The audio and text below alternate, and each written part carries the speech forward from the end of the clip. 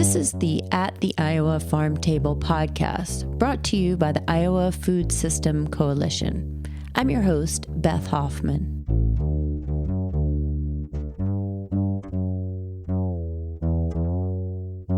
I've reported on food and agriculture a long time, but I've never done a story about school lunch.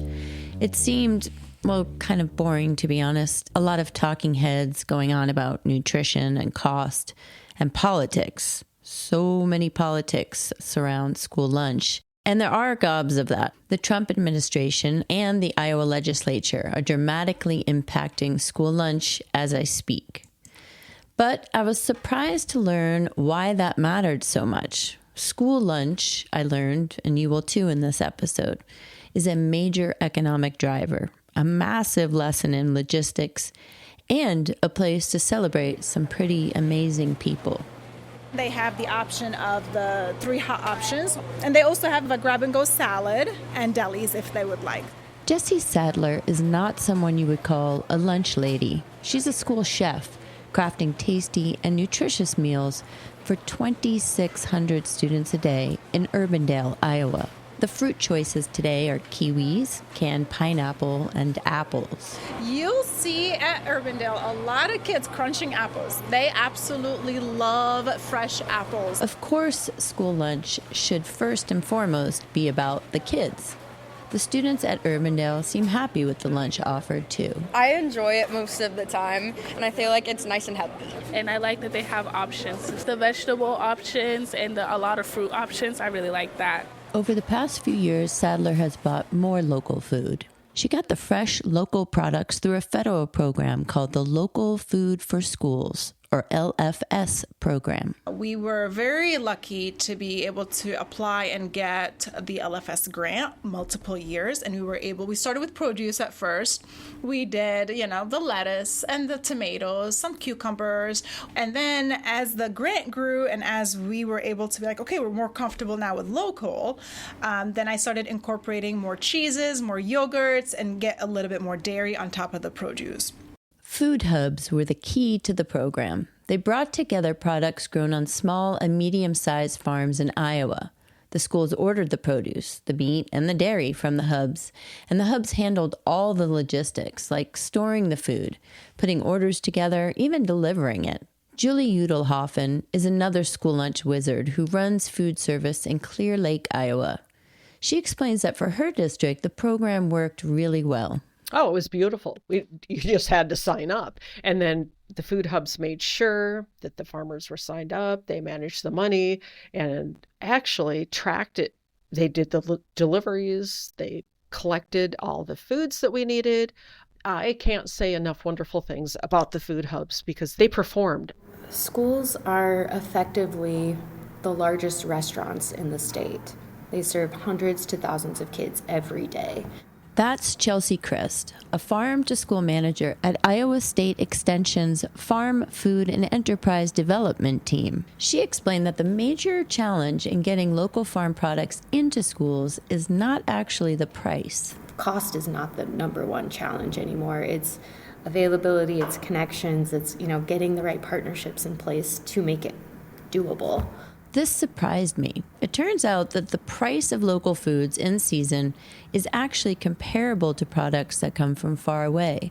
The problem for the schools is that over the past many decades, a system has developed where schools have to buy through contracts with big distributors and subsidize commodities that come from government agencies. They aren't free to make their own choices about what they buy. I don't think most people know that schools don't function in a free market economy. They're not just purchasing, they're not making food decisions the same way that we do when we're at the grocery store. They have a whole system set up.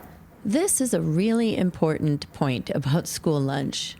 The rules around what schools can buy have excluded local products for many years. And because of this, there was no infrastructure in place in Iowa to get food from farm to school. No refrigerators to store food, no place to put hundreds of pounds of grain, no trucks, no workers available to deliver it. What LFS did was provide us an opportunity to bring that back. Look at the infrastructure that it takes to provide the trucks, the cold storage, the manpower to be able to pull orders together and get that food moving in all directions instead of just relying on the one-on-one relationships between a school and a farmer. That's Teresa Wiemerslage, a local food systems specialist at Iowa State Extension.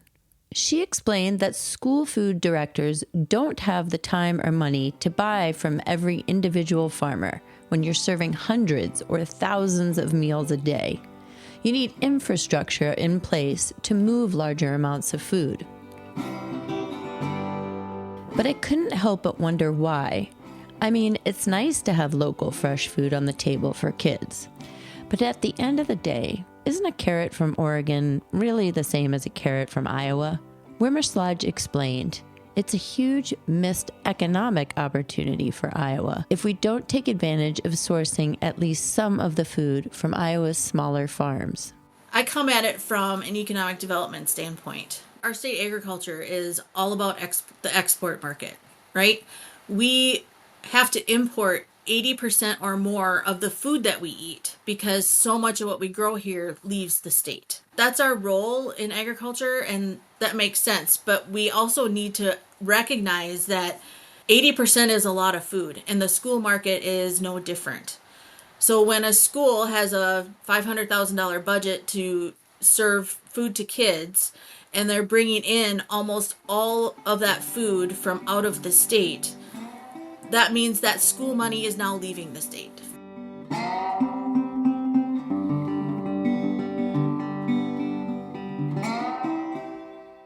In 2022, Iowans spent $12.6 billion on food and beverages, meaning that more than $10 billion, 80% of it, left the state.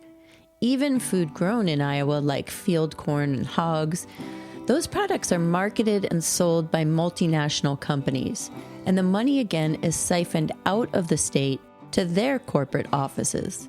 Local purchases of food grown on smaller scale farms means a better return on investment for the millions of taxpayer dollars spent on school lunch.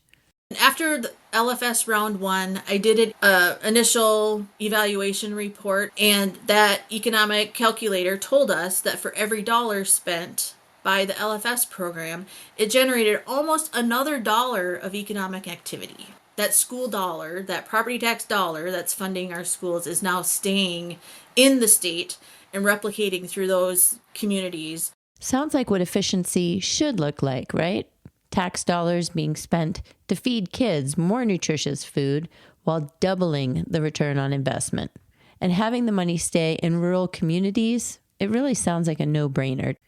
But LFS and LFPA, a similar program that supplied food banks and pantries with locally grown food, were recently cut by the Trump administration. Meanwhile, numerous programs still exist to subsidize the rest of the school lunch. So the Iowa Food System Coalition was excited to hear about a bill in the Iowa legislature that sounded like it might help put the focus back on local food, except that it won't. SF 525 seeks to have Iowa set its own nutritional standards with lower whole grain requirements, higher sodium, and a focus on corn, pork, and dairy. How this would impact national funding is anyone's guess. And then these standards would be taught in schools. Krist Schwartz is the executive director of the Iowa Food System Coalition. This seems to me to be a classic case of what we call greenwashing, or the co-opting of a message or a movement. They are trying to put through this bill that local is going to include the giant hog confinement that is supplying Smithfield or supplying Tyson. That's not local. That's when you ask anybody, you think about what is your idea of local food and supporting local farmers. They're not talking about the big corporate entities that are owned by out-of-state millionaires and billionaires. They're talking about supporting family farms that are truly struggling as they try to provide us with quality food. I'm not going to lie. This story was a bit of a bummer to produce. There were a lot of things going well for Iowa's school lunch that now, well, we just don't know how it's going to turn out. What it's looking like is if the Trump administration and the Iowa legislature have their way, kids won't get as many vegetables and fruits, and local food will be harder and harder to include in meals. Smaller scale farms in Iowa will again get the short end of the stick. But I also did learn that the amazing people involved in school lunch are very committed to this cause. Teresa Wiemerslage and Chelsea Krist of Iowa State Extension, and the superheroes serving the food, people like Jessy Sadler and Julie Udelhofen. They're not going to turn away from this work. Local food just makes nutritional and economic sense for our state and our kids. Jessy Sadler puts it best. I am passionate about this, about the nutrition education, about trying to, okay, how do I expose these kids to items that they may even never heard of? And to me, sometimes that causes a lot of stress and a lot of the white hairs are coming. And it's like, I got to take it day by day. Sometimes I have to remember it's out of my control, but that's not going to stop me. Like, it's not going to stop me from sourcing local. It's going to hinder our program. And instead of purchasing a lot, I'm going to purchase a little bit, but I'm still going to source it. It's not the farmer's fault. It's not the student's fault. We'll find a way. There's a way. How can you help? Please visit our show notes and our Substack page for more information on how you can get involved. This is At the Iowa Farm Table. Very special thanks to the Iowa State Extension's Farm, Food, and Enterprise Development Team. Mallory DeVries edited this piece, and Chris Schwartz and Lobo Loco wrote the music. I'm Beth Hoffman with the Iowa Food System Coalition. Thanks for listening.